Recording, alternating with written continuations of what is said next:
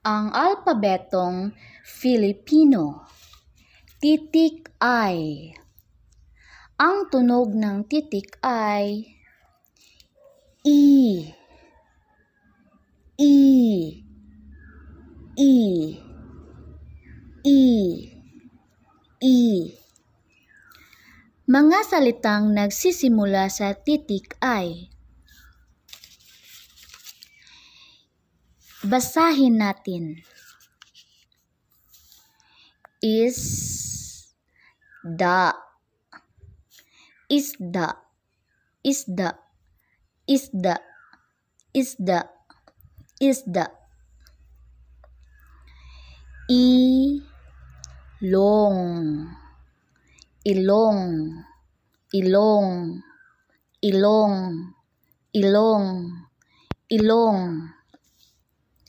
Ilog. Ilog. Ilog. Ilog. Ilog. Ilog. Ilaw. Ilaw. Ilaw. Ilaw. Ilaw. Ilaw. Itlog. Itlog. Itlog. Itlog. Itlog. Itlog.